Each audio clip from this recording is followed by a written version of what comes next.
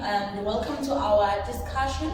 Today we'll be talking about food safety and consumer awareness about food safety system in an establishment and their rights and protection in terms of legislation and how to implement a food safety system in a food establishment. So in my panel today I have Stu, Naniwe, Sneh and Kosha. Stu is a food establishment owner, and she's made some changes in her establishment in terms of food safety. She's implemented so much changes in terms of hygiene and all the quality of food. So I got this information on Instagram. I was wondering if you were stalking me.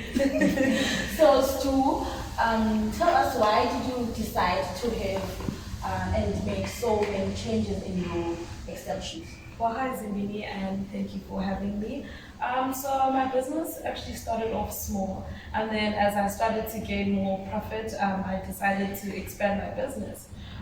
So after I'd expanded it, I realized that I'm just getting my regular customers and my business is not at the level that I wanted it to be. So I started to look at what could be the issues or what could be contributing to that problem. So I realized there were more customer complaints about hygiene mistakes, like a hair in someone's meal or like a piece of packaging. And also the fact that when I even look from my back of house, that the hygiene isn't the standard that as a consumer I'd expect it to be, as well as the quality of the food, it wasn't consistent. So this is when I acquired the help of Sneh, who's our food safety officer. Oh, hi, officer. So, Sneh, you're actually the one who went to Stu's establishment and then you made all the changes. So, when you got there, what was your experience? How was the establishment? What are the things that you found that they really needed to be changed? Well, thank you for having me once again on this panel, Zimbini, and Sanbonani Makaya. As Stu had told you, I'm a food safety officer. So my job is just to make sure that food establishment owners follow due processes in terms of food safety and quality, and just to minimize risks and contaminations when it comes to people consuming the food. So when Stu enlisted my help, I came to the establishment. She has a beautiful place, but then obviously she had things that were missing which were important. So as I was walking around, I was looking at how her staff were working, if she had a refuse system in terms of where she throws her rubbish when they're done cooking. Is there wastage? Are they sanitizing? Are they cleaning as they go?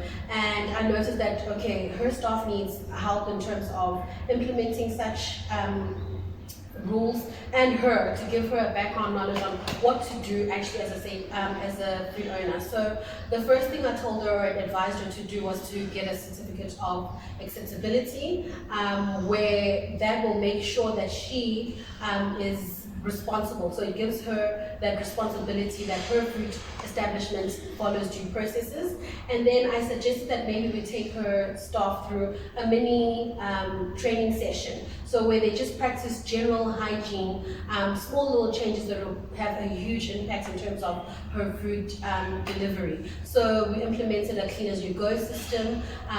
We emphasized on sanitization. I told her it would be best if she had like a proper reuse, reduce, recycle, throwing away system in terms of the rubbish, in terms of packaging the food in the fridges, like the vegetables must be on one separate area and the meat must be in another area. I also told her it would be important to implement, to avoid cross-contamination, to implement a board system. So the red meat would be on a red board, the fish would be on a blue board, stuff like that, as well as sanitization, especially for the food handlers, because I could go to the loo, not wash my hands, or just scratch my hair and continue cutting the onions for the curry, and that could cause like major health hazards. So I told her that she should have like a wash basin, so it's mandatory that if you're coming from the loo, you're washing your hands, or if you've just moved out of the food facility, you come back and you sanitize, as well as their personal hygiene and their appearance. So hairnets, protective gear on the feet, So to make sure that there's efficiency in the food establishment. So those are the few little rules that I told her that she could implement that would then increase her profits, give her brand, give her protection in terms of, hey, Stu's place is actually quite a nice place. They followed due diligence, they follow practices, so it's safe for me to go there and consume my food. Oh yes, so many changes. Or for the better. Is there a system or a standard that you follow when you are actually implementing those changes? Definitely, I'm so glad you asked that. So there is a system which is called HACCP. So HACCP is a system which helps you to avoid hazards, any hazards, whether it's hair in your food or whether it's like glass that could be found in your meal or whatever the case is. So that's the system that you could follow, as well as in compliance with the Food Safety and Cosmetic Acts, Disinfection Acts. Oh no, it's fine. Osha will say you on yes, that one. she'll say for that. She'll definitely say me on that one. But it's like I said, it's just small little changes that you can implement, because some establishments would say, I was there, the HACCP system. Implementing the HACCP system is expensive. I can't afford that. So that's why I'm saying that the food safety officer helps you implement some rules that are manageable, that won't make you go deep in your pocket and say, I know, I'm not making any money. Instead of making profits, I'm losing out. But I'll leave that up to Portia because she knows more about that than I do. Oh yes, I saw her agreeing with you. So Portia, as a representative of Department of Health, can you please just take us through the legislation, the one that Snare mentioned? I don't even want to try. So can you just educate us? It is abbreviated FCDA, which is Food, Cosmetics and Disinfectants Act. The latest one that we have was actually recently published in 2018, if I'm not mistaken. And basically, in that recent publication, we focused on, as well as you might have seen, that I was in agreement with what Ms. Mayor was saying. They speak extensively on the CAO. So basically, the whole gazette itself, the whole publication is with intent to stipulate basic hygiene practices for food handlers and food manufacturing premises. So basically, in the act, they give you basic what's the English word? Conditions, basic conditions in terms of what your location should be like, what your walls should look like, what your floors should look like. So basically down to the T, as to say that for you to ensure maximum safety, we would recommend and we would ask that please have your kitchen looking a certain way, please have your factory looking a certain way, please have these things in place, and those things that we call prerequisite programs that Sneer was going through when it comes to what your workers should look like, what your cleaning space should look like in terms of food handling procedures, how do you handle certain foods. So all of that would be things that you stipulate and would be different as a food established owner, because you would sit down and say that in my manufacturing practices, hazards may arise from 1, 2, and 3, and in order for me to ensure not only food safety and food quality, but I'm ensuring efficiency and effectiveness of the systems that I have in place to ensure that the time that my consumers and customers do spend here is profitable. So again, as I've mentioned, FCDA is the one that is used, and with the certificate of acceptability. So the certificates of acceptability, it is just certification to say that with what now the Act says I comply. So it's basically when you apply for it, because you do apply for it, we don't go knocking on everybody's door saying, hey, now you've got a food giant, so you must have this one. No, it is actually the food establishment owner that takes themselves into account and says that to protect my business and to protect myself, and also to add trust behind my brand name, I want to conform to these things. And as she might have said, profit from it, because it might be costly to have the systems and install them, but in the long run, you save a lot, because we all know that legal disputes are costly.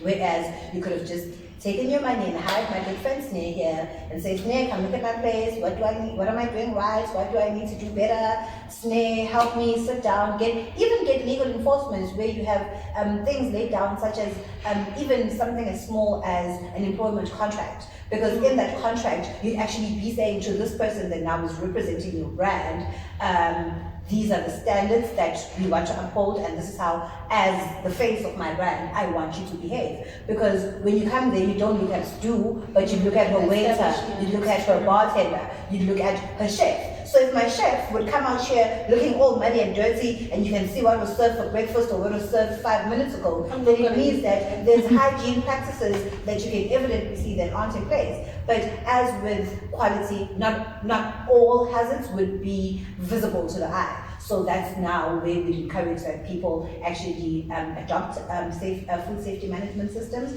and conform to these legislation and get the certification. As I said, satisfied consumer, business profit, and you can even expand further, more than one establishment. Going on now? But then again, when it comes to the certification in hand, there are some down parts of it, such as the fact that it's not transferable.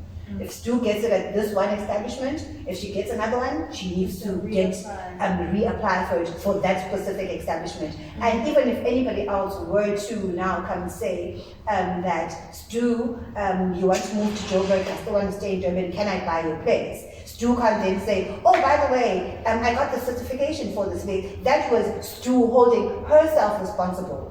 So should another person take over, now that person again now needs to decide that They'll take do I want to relay that accountability, but by applying for my own certification.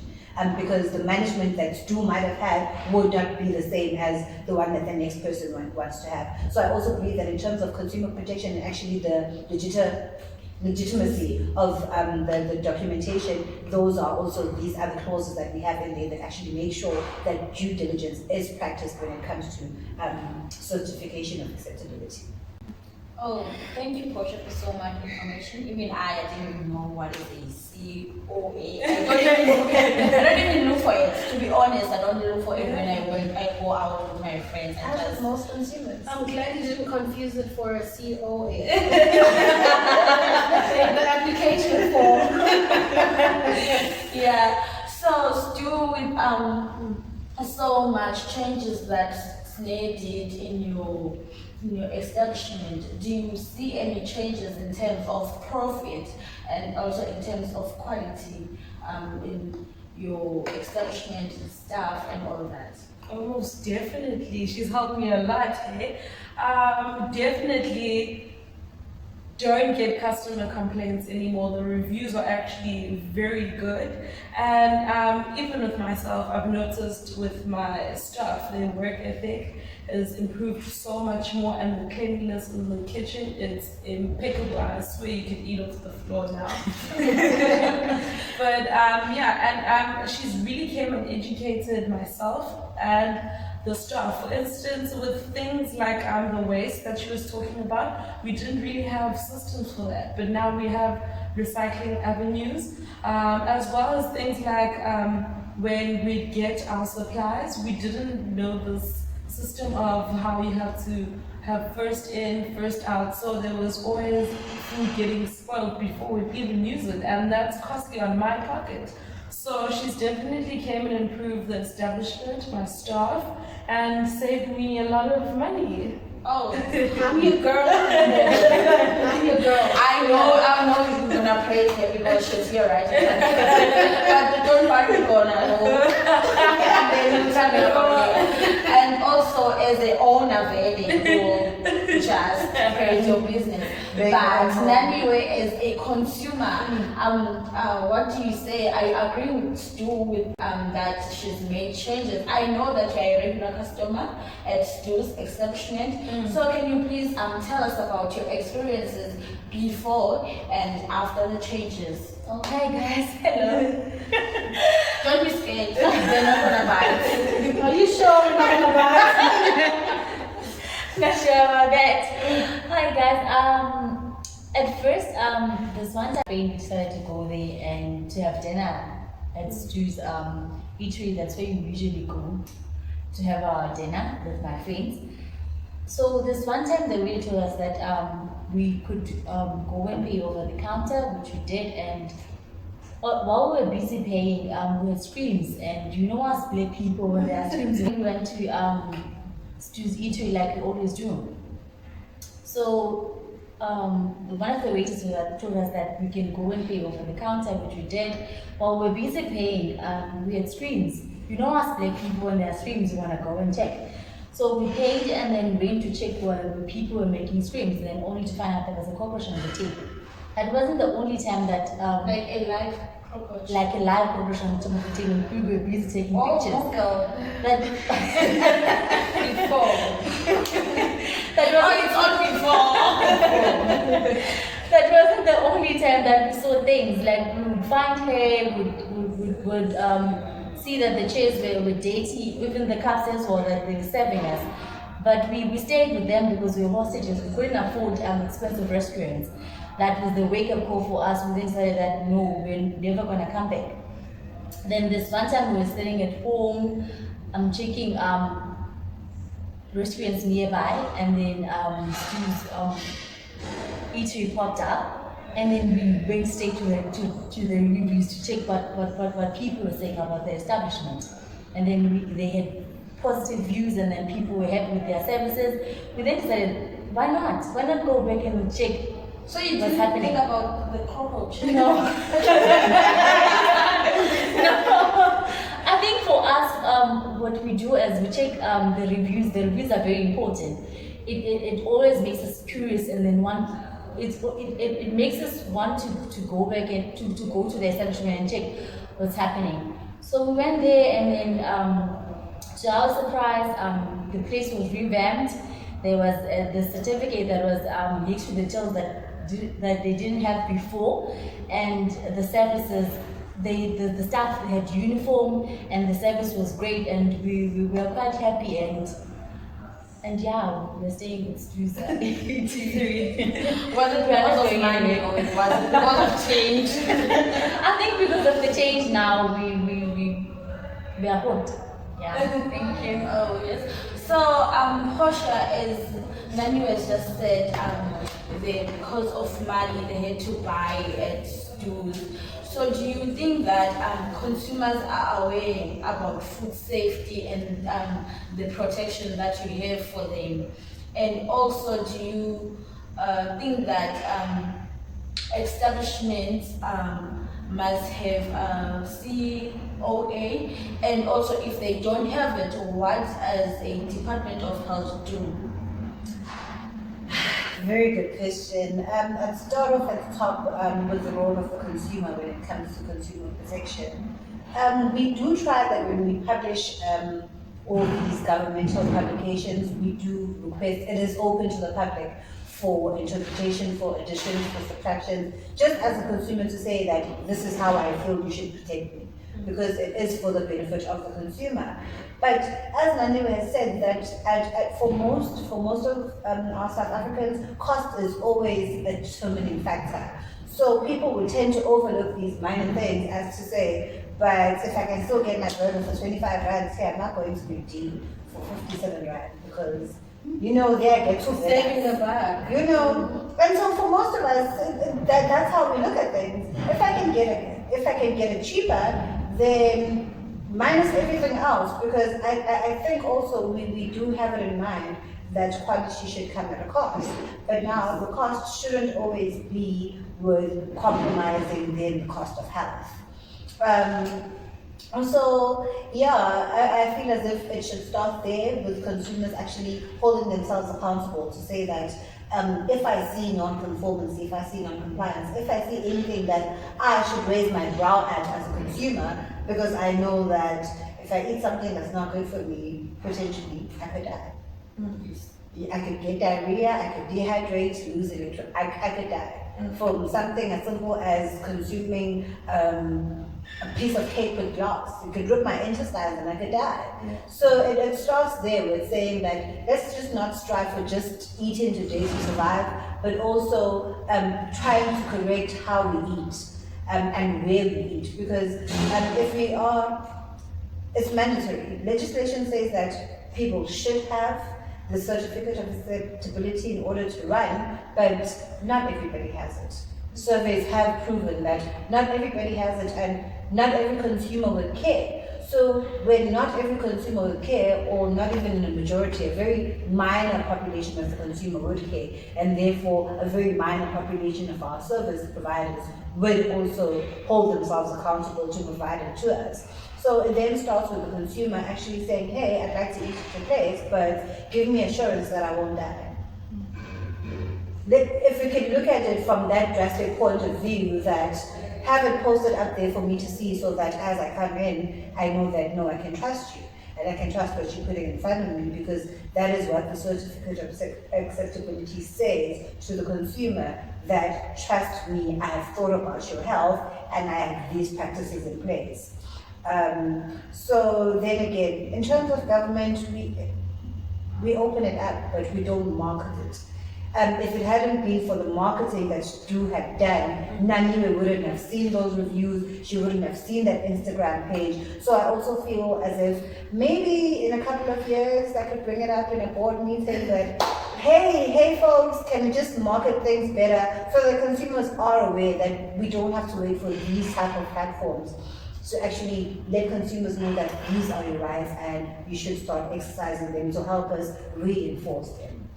Just to add on to your points, I don't think people are actually aware of how dangerous food hazards can be, and detrimental, and how detrimental they can be. For example, if your mom would say chop some tomatoes or onions, and maybe you're chopping the tomato or and it has some mold, your mom would say, oh no, just cut it off. You know what I mean? And chop and you cook. That's how we're raised. I think that's why we're so oblivious to food hazards. Even when there's something wrong with your chicken, it smells off, your mom would say, oh no, just wash it in vinegar. And voila, the vinegar would. The